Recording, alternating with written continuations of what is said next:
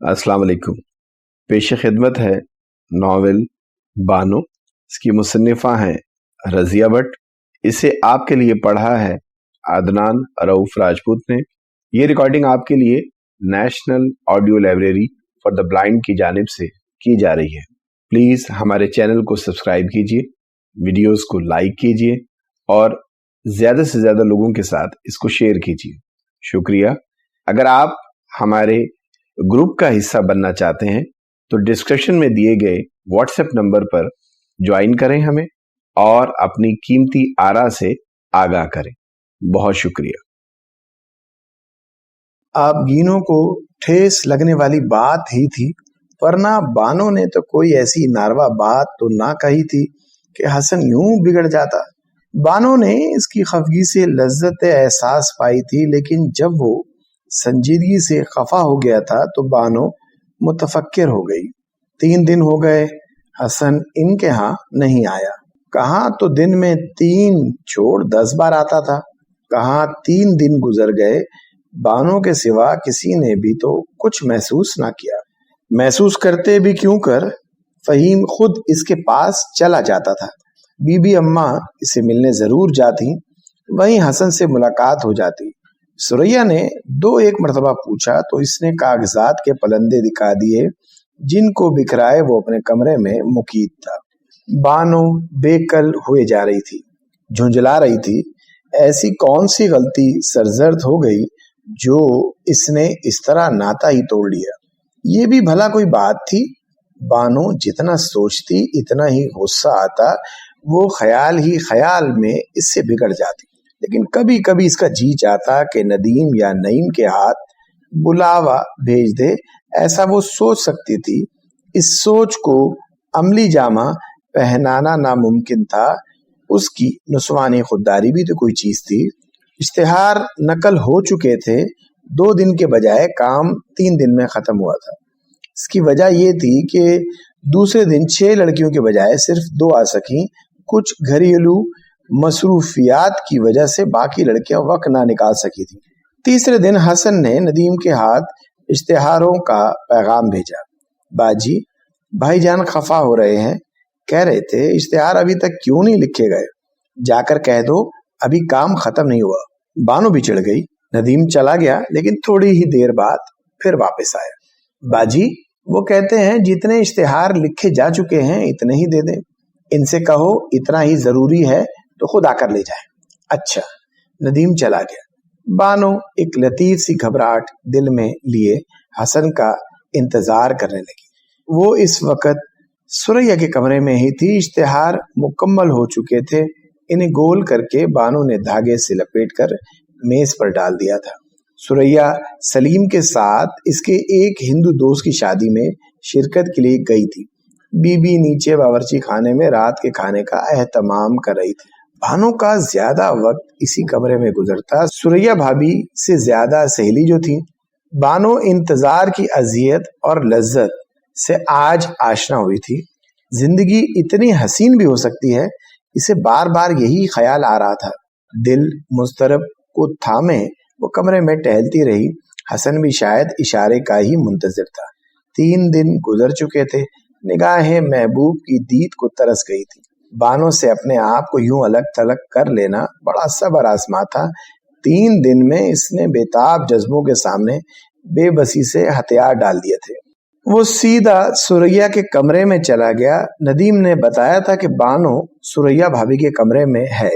बानो मेज पर झुकी कागज पर यूं ही लकीरें खींच रही थी। हसन के कमरे में आने का इसे एहसास हुआ था, लेकिन हुस्न की ये भी एक अदा थी। यूं बेनियाजी से लकीरें खींची चली गई जैसे आने वाले का इसे मुतलकन पता न चला हो। चंद लम्हे हसन इसकी लांबी नागन ऐसी चोटी को पुष्प पर लहराते देखता रहा, फिर खनकार कर अपने वजूद का एहसास दिलाया।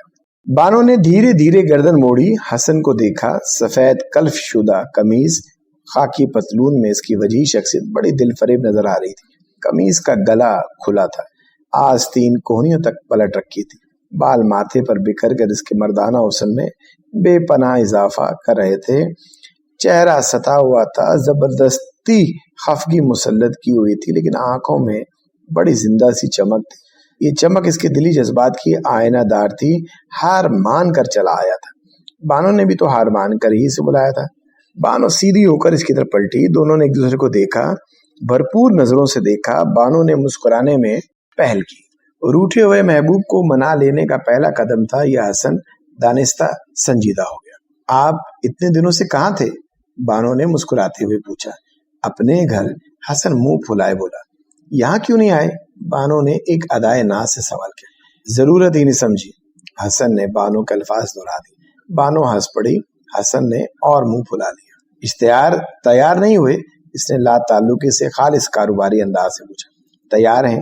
بانو نے کہا. وہ اب بھی مسکرا رہی تھی. تیار ہیں؟ سب تیار ہیں؟ حسن نے پوچھا. وہ حیران سے دیکھنے لگا.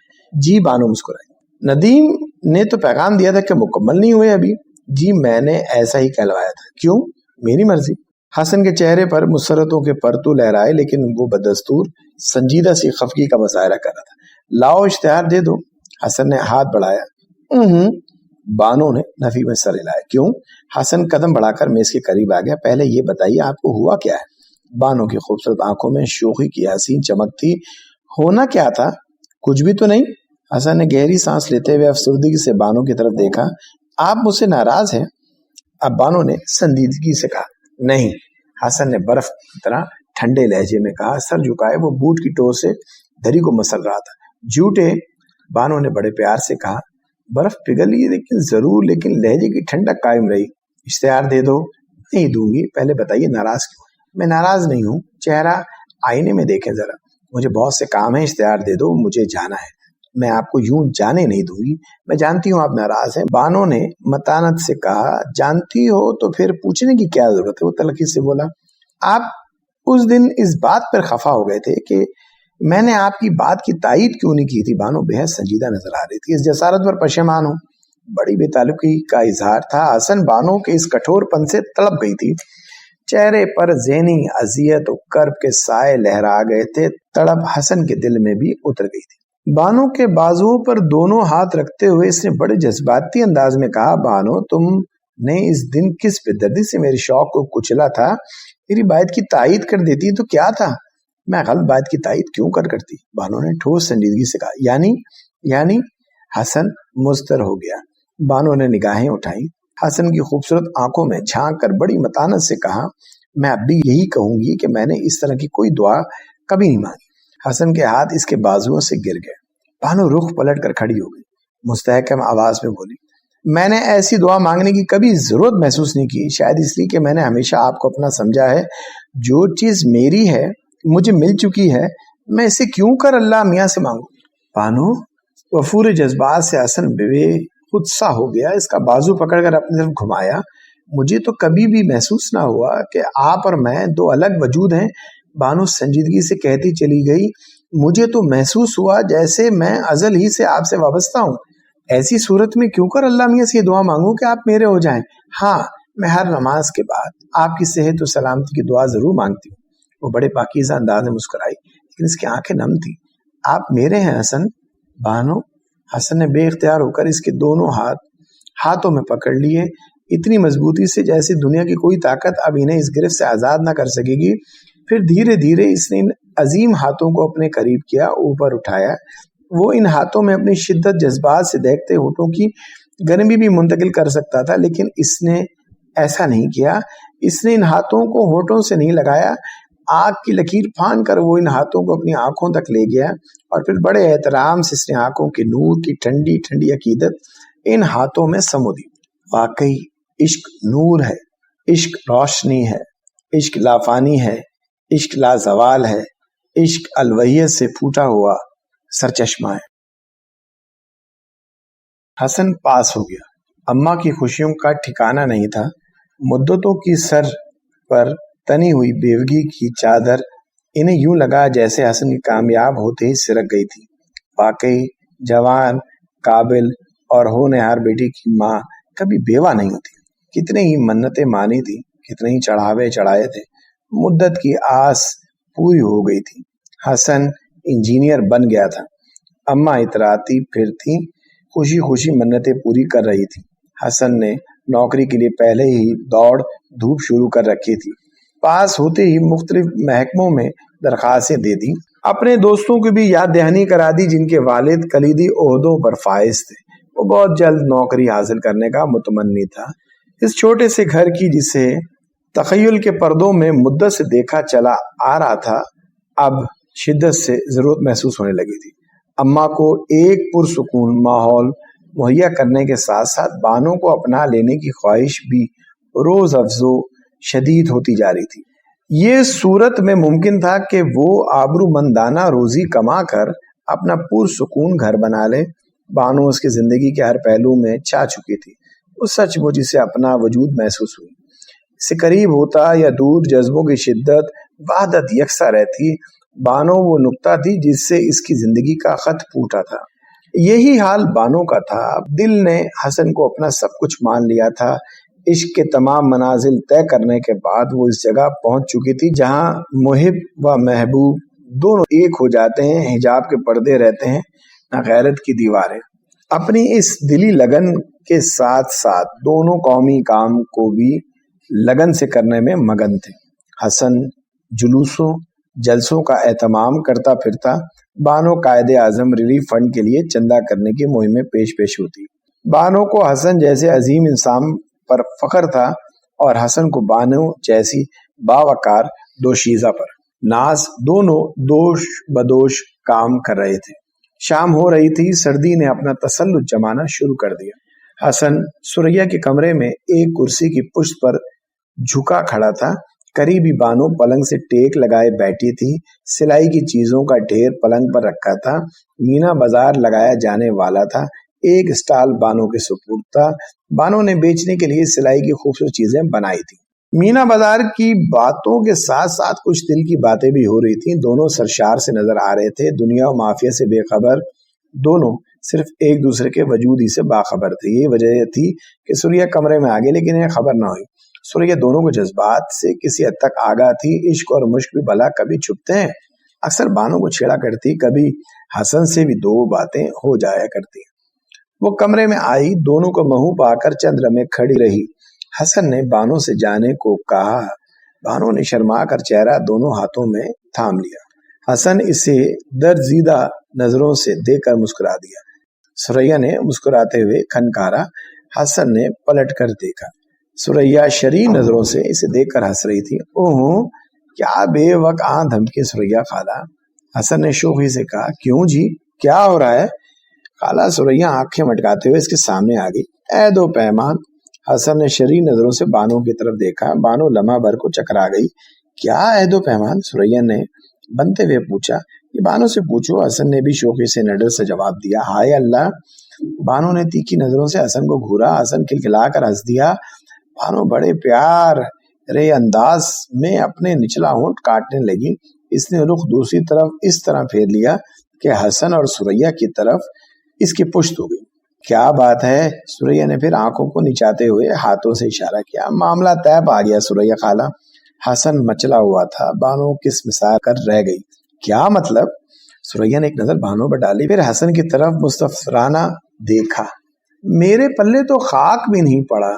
हसन ने हंसते हुए सुरैया को सर को उंगली से छुआ और फिर हाथ नफी में हिलाते हुए हंस पड़ा।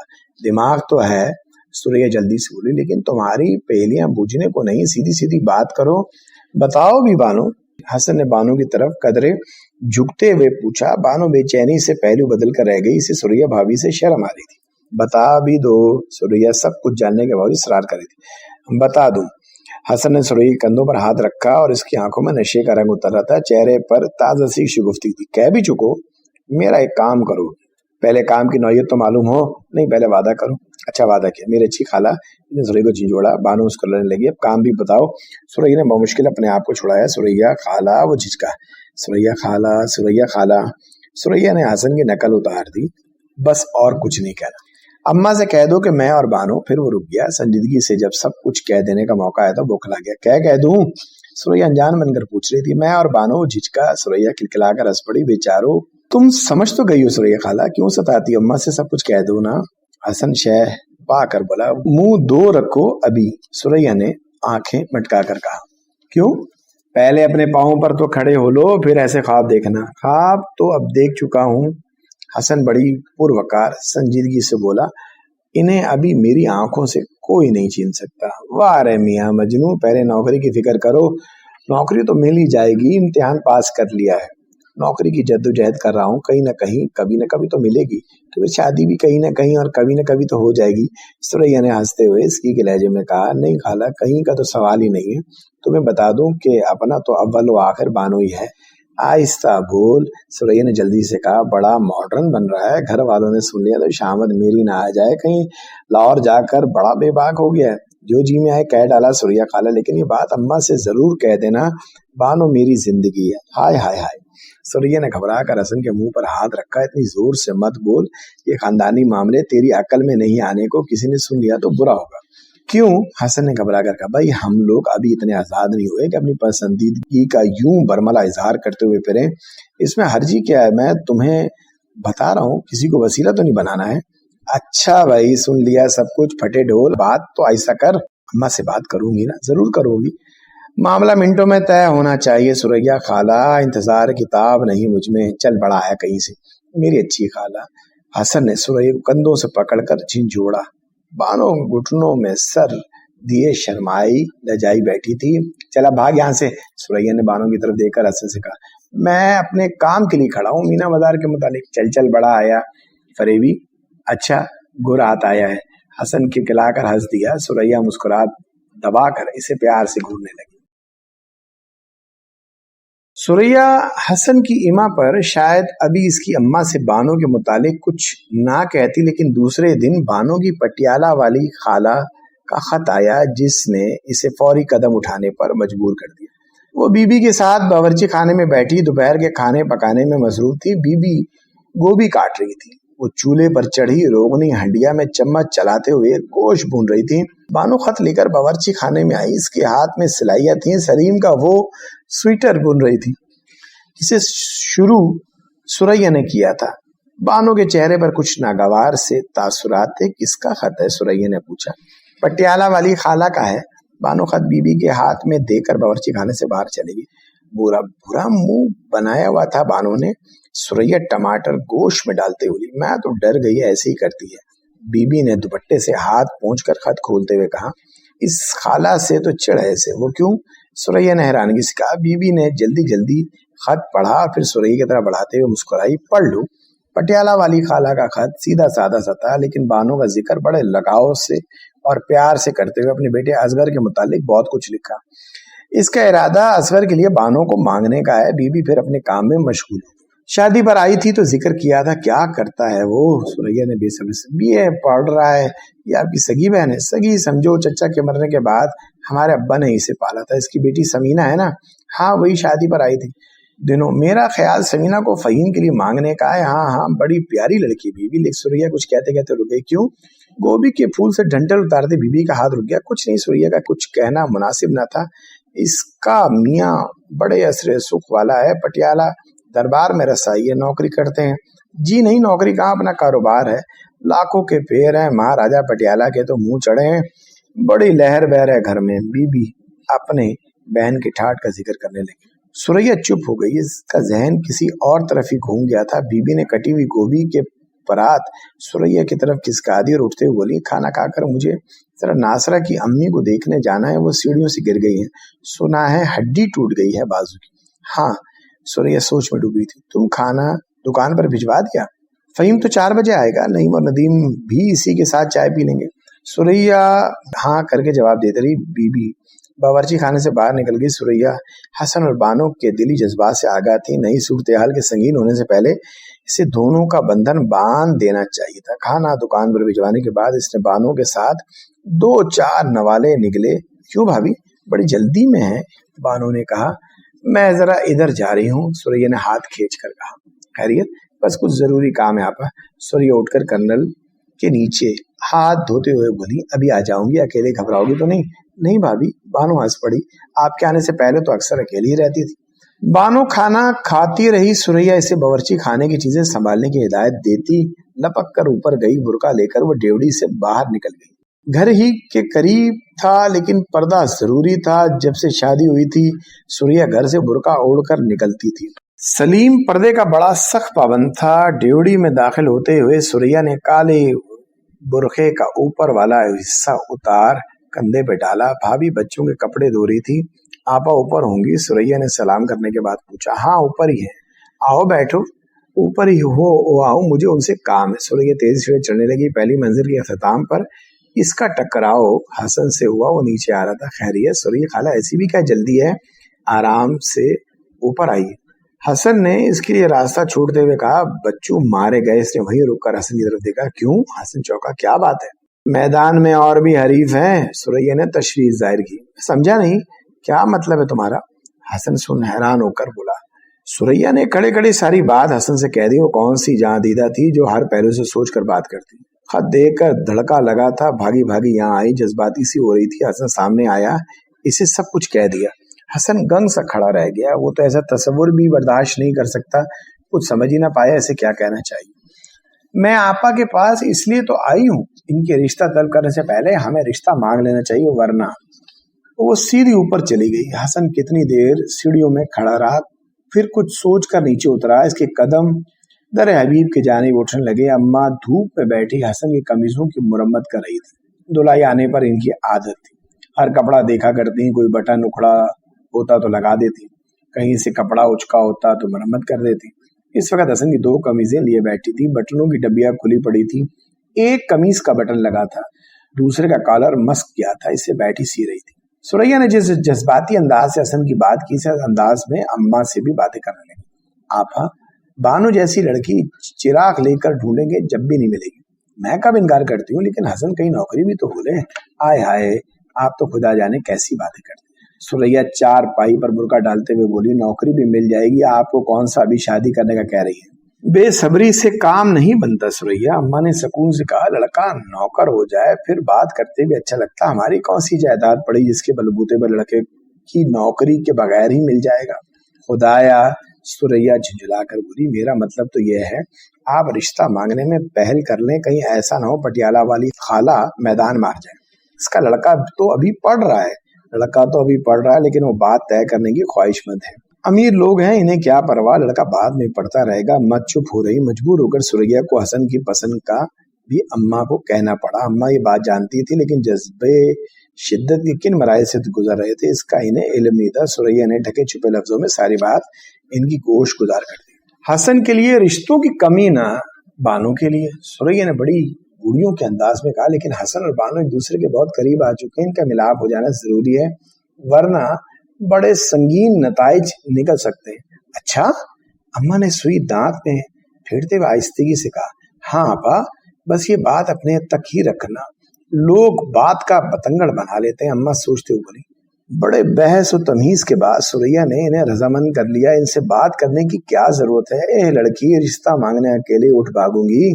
भाई भावज को तो साथ लेकर जाऊंगी। मेरा तो ख्याल है अब्दुल रहीम और सल्लू को भी बुला भेजूं।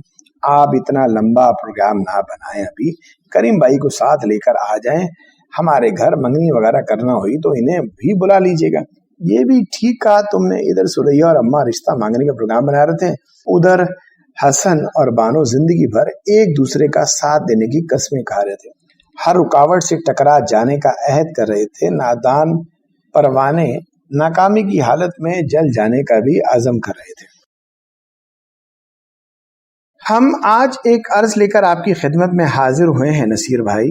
अम्मा ने कुछ देर इधर उधर की बातें करने के बाद मुस्कुराते हुए कहा।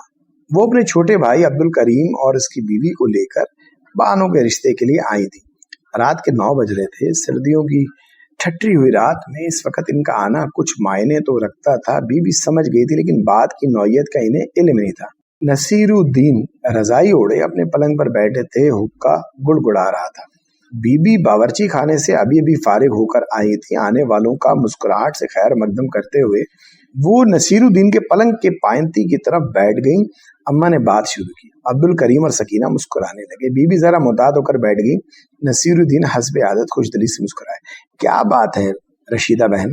इन्होंने हुक्के की ने अब्दुल करीम की तरफ फेरते हुए पूछा। अम्मा और सकीना बीबी के पलंग पर बैठी थी। अब्दुल करीम ने दोनों पलंगों के दरमियान एक तरफ कुर्सी रखी थी। हसन मियाँ पढ़ लिख कर फारिग हो गए। अब्दुल करीम ने अम्मा की बात आगे बढ़ाई। नौकरी के लिए दरखास्तें दे रहा है। नसीरुद्दीन इनकी बात समझे बगैर बोले, इंशाल्लाह जल्दी मिल जाएगी। होने यार लड़का है, ऐसे बच्चे अपना मुकाम आप बना लेते हैं, बड़ी तरक्की पाएगा। हसन की तारीफ से अम्मा का हौसला बंधा। मुतशक्किराना नसीरुद्दीन को देखा, आप ही का बच्चा है, वो बोली। क्यों नहीं। नसीरुद्दीन ने हुक्का गुड़गुड़ाया, इसे बाकायदा तौर पर अपना बेटा बना लीजिए। अब्दुल करीम ने कहका लगाया, क्या? नसीरुद्दीन अब चौंके। बीबी ने भी पहलू बदला। देखे भाई जी, अब्दुल करीम ने हंसते हुए कहा, आपा जिस घर से आप आई हैं यही है, मुझे खाली ना लौटाइएगा नसीर भाई। अम्मा ने अपने सफेद दुपट्टे को फैलाकर कहा, बानो मेरी बेटी बना दीजिए। लो भाई। नसीरुद्दीन ने हंसकर बीबी की तरफ देखा। खुश वो भी नजर आ रही थी, लेकिन इस वक्त खामोश बैठी थी। आप सब कुछ जानते हैं, अब्दुल करीम बोला। हसन के मुतालिक भी किसी पूछ कुछ की जरूरत नहीं, घर का मामला आपा सिर्फ तसल्ली चाहती है। भाई इसे कहो नौकरी तो हो लेने दे, नसीरुद्दीन बोले। ऐसी भी काहे की जल्दी, बीबी पहली बार बोली। नौकरी होले तो देखा जाएगा। नहीं जी, अम्मा बोली, मुझे तो तसल्ली के 2 बोल कह दो। बाकायदा हाँ, बेशक इसकी नौकरी होने पर कर लेना। नौकर अल्लाह ने चाहा तो बहुत जल्द हो जाएगा। इंटरव्यू के लिए वो 2 जगह से बुलावा आया है, कहीं तो काम बनेगा, जरूर बनेगा, नसीरुद्दीन बोले। अम्मा ने बड़े अर्ज से रिश्ते के लिए इसरार किया। अपनी मुद्दतों की बेवी का गुलूगीर आवाज में तस्करा करते बोली, आप सबको मालूम है मैंने जिंदगी की खुशियां कितनी देखी हैं। मैं बानो जैसी लड़की पाने की मुतमन्नी हूँ। मेरे घर की रोशनी इस हीरे से मुमकिन होगी। मेरी शदीद ख्वाहिश है, मुझे मायूस न करें। नसीरुद्दीन और बीबी खामोश बैठे रहे। अम्मा अगली पिछली बेहतरी बातें करती रही। बिलाखिर मामला यहाँ तय हुआ कि सब सलाह करके कोई जवाब देंगे। अम्मा ने तजवीज मान ली। दूसरे दिन सलीम और फहीम की मौजूदगी में नसीरुद्दीन ने ये बात छेड़ी। हसन इन्हें बेहद पसंद था। अपनी अजीज और अकलती बच्ची के लिए वो ऐसे लड़के की मतलाशी थे। एतराज बीबी को ना था, सिर्फ अपनी बहन का ख्याल था। वो शादी पर आई तो खास तौर पर मुझे पैगाम दे गई थी। बीबी ने कुछ सोचते हुए कहा, छोड़ो बीबी, वो भी कोई रिश्ता है। सलीम बोला, क्यों? बीबी एकदम बोली, क्या कमी उनमें लाखों वाले हैं, लड़का क्या है? सलीम ने कहा, जब सुनो बीए में होता है। बीबी को बुरा लगा। बीबी, सबसे पहले लड़का देखना चाहिए। फहीम बोला, असगर और हसन का क्या मुकाबला। माना कि वो पैसे वाले लोग हैं, लेकिन पैसा ही तो सब कुछ नहीं होता, ढंग से बात तो करना आती नहीं इसे। सलीम बोला, इसके मुतालिक तो सोचने का सवाल ही पैदा नहीं होता। हसन माशाल्लाह, सूरत, शक्ल, इखलाक, हर लिहाज से बेमिसाल। फहीम ने बीवी से कहा, वाकई।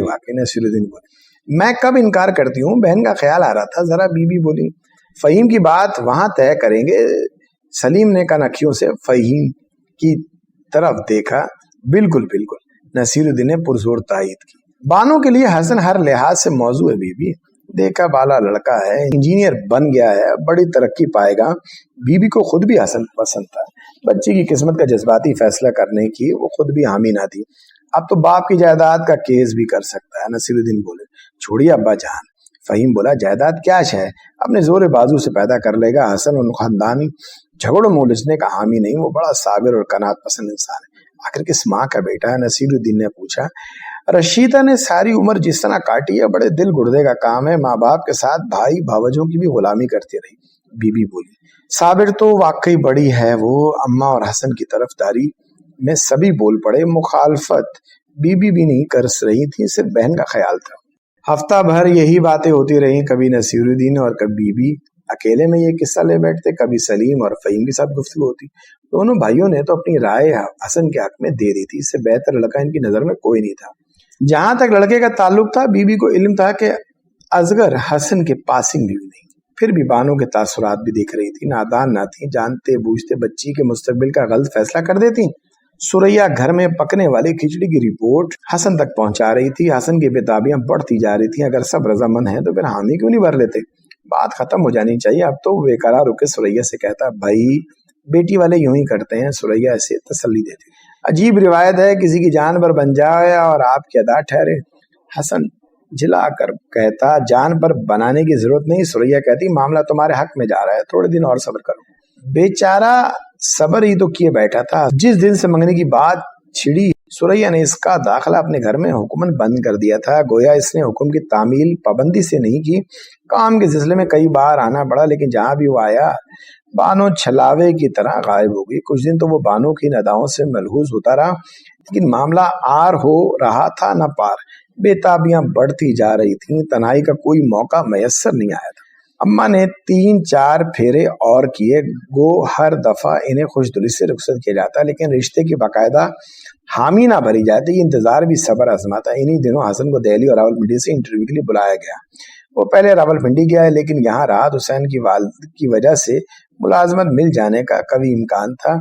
इसे वाकई रावलपिंडी में PWD में ले लिया गया। इस दिन तो अम्मा की खुशियों का ठिकाना ना था।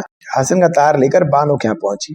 तार नसीरुद्दीन और बीबी के सामने रखकर इसरार बोली, आज तो मैं बगैर मुंह मीठा किए नहीं जाने की, तुम्हारी शर्त भी पूरी हो गई। मेरा हसन माशाल्लाह नौकर हो गया है। इसरार इतना शदीद था कि मजीद देर करने की गुंजाइश ही ना थी। तुम्हारी ये बेटी है बहन, नसीरुद्दीन ने कहा। हसन भी अपना ही बच्चा है। अल्लाह ताला इस नए बंधन को मुबारक करे, आमीन। फरते मुसर्रत से अम्मा की आवाज भरा गई। तशक्कुर के आंसू आंखों में झिलमिलाने लगे। आज कोई इनके दिल से पूछता, इन्होंने क्या पा लिया था। नसीरुद्दीन के सारे खानदान को दुआएं देते अम्मा की आवाज टूट टूट गई। मुबारक हो बीबी। उन्होंने बीबी को गले मिलते हुए कहा, तुम्हें भी मुबारक हो। बीबी भी कुछ गुलगीर से आवाज में बोली, बेटी दूसरों को सौंप रही थी, कोई आसान काम नहीं था। सुरैया बेटी, नसीरुद्दीन ने सुरैया के कमरे में दाखिल होते हुए कहा, अपनी आपा का मुंह मीठा करा दो। सच वो खुशी से दीवानी सी होकर बहन के गले से चिमट गई। मुसर्रत और आंसू दोनों की आंखों में झिलमिला रहे थे।